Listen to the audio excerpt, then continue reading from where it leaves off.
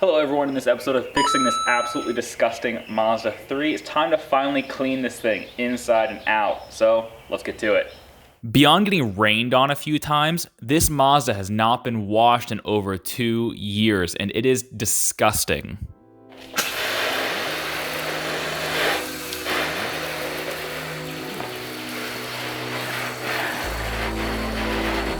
Unsurprisingly, the first step to cleaning this car is a full wash on the outside. And don't forget the grit guard in your washing bucket.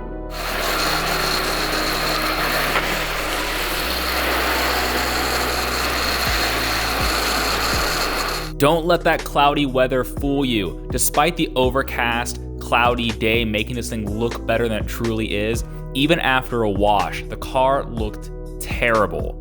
Unfortunately, the California sun has completely destroyed the clear coat on top of the roof, but everywhere else, the paint is pretty much intact on this car, so I'm really hopeful that with a full paint correction, I can get this thing looking half decent. So the next step up is clay bar. For those unfamiliar, it's exactly what it sounds like. Somewhere along the way, the detailing wizards out there found that if you rubbed a soft bar of clay against a painted surface, it would actually pull out contaminants from the paint. Now, contaminants, even though you might not be able to see them with the naked eye, you can feel them in the paintwork. It's basically crud floating around in the air that embeds itself in the paintwork. Because the painted surface is not perfectly level, there's little bit itty bitty imperfections in there. It allows those contaminants in the air, in the environment, to latch onto the paint. So this is most noticeable when you rub your hands or the back of your knuckles against the paintwork of a car and it feels really rough and scratchy.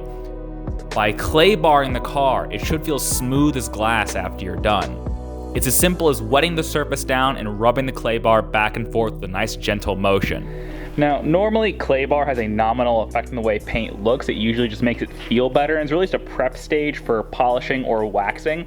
But in this case, this car had so much contaminant in it and overspray and things like that, it actually does look better, at least in the panels that still do have clear coat left on them. You can actually see there's a lot more gloss and definition in this paint. And I remember years ago, a buddy of mine actually had a Mazda 3 in Galaxy Gray Mica, the hatchback, and it looked great. This paint can look really good if it's taken care of. However, unfortunately, some of the panels are just too far gone.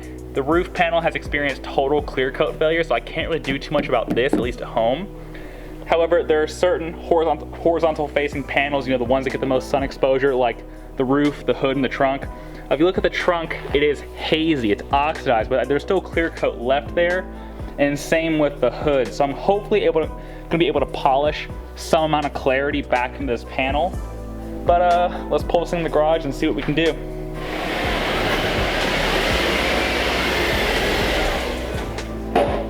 This is undoubtedly going to trigger some of the detailing purists out there, but I don't actually own a polisher or a buffer. You see, because all my cars have relatively decent paint, I never really felt the need for one. However, this Mazda is obviously a clear exception. So I decided to improvise and buy an adapter for my drill that allows me to use 3-inch polishing pads on this car. Due to the condition of the paintwork on the Mazda, my goal is really to focus on the hood, the roof, and the top of the trunk panel because those panels have seen the most sun exposure and look the most oxidized and the most beat up. So I'm basically hitting them with polishing compound and then taking it down and seeing what we're working with after that. While the hood and the trunk were a little bit hazy, I was able to work well with what I had and it came out pretty solid. However, the roof's a different case. Because the clear coat is totally burned up, there's just not much I can do here. But still, just for good measure, I'm gonna try hitting the roof with a layer of polishing compound and seeing if it makes any sort of difference. Maybe it'll at least make what remains the clear coat look a little bit more level. Fingers crossed on that. Fortunately, the rest of the panels have excellent paintwork, which means it's very easy for me to apply this next product, Donase Wet Glaze, to all these panels. Now, wet glaze is, as the name implies, a glaze. It's sort of a stage before waxing and after polishing that adds that little bit of extra depth to the clear coat. It's really easy to apply. It's a very soft product and doesn't take very much. A little bit goes a long way. And it's definitely one of the easiest products I've ever used. As far as applying it and buffing it off, it's so simple because the product is so soft. And it does have a marked impact on the way the car actually does end up looking at the very end of this. Just how easy is this wet glaze to apply? Well, I did the whole car in about 10 minutes real time. Last but not least is 2 coats of wax. Now for this particular car, I use Griot's Garage Best of Show wax, which is this really nice carnauba wax that is, again, much like the wet glaze, very soft and very easy to apply to the paint of the car. Working with this wax, however, is kind of funny because it says to shake the bottle vigorously before you apply it, and that is no joke because there's this crazy separation between the oil and the carnauba wax inside here. If you don't shake it well enough, you'll end up getting covered in oil that's sitting inside this container. But obviously it's worth it because it's so easy to use and the end result is stunning. Fortunately, after hours of detailing the exterior of this car, the interior is a piece of cake. All this car really needs was a fairly deep cleaning. So a lot of vacuuming, a lot of leather cleaner, and a lot of interior cleaner because just from sitting for years, just so much dust, dirt, and filth has accumulated in this interior. But otherwise, it cleans up really nice. So, check this thing out.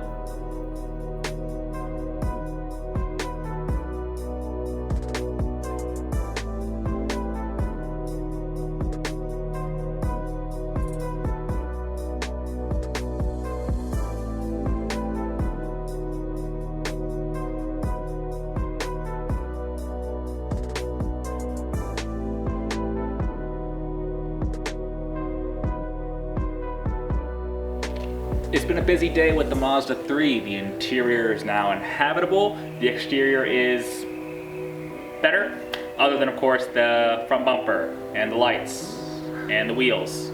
And don't forget the plethora of suspension and drivetrain noises this car is making. I still have yet to diagnose. But other than that, the car is coming along swimmingly. And that's it for this episode of Project Mazda 3. Please stay tuned for the next episode where I go do more fun things with cars. See you guys next time. Bye. Oh, this is gross. I just scooped out a big, hunk of filth from the inside of this trunk. That's disgusting.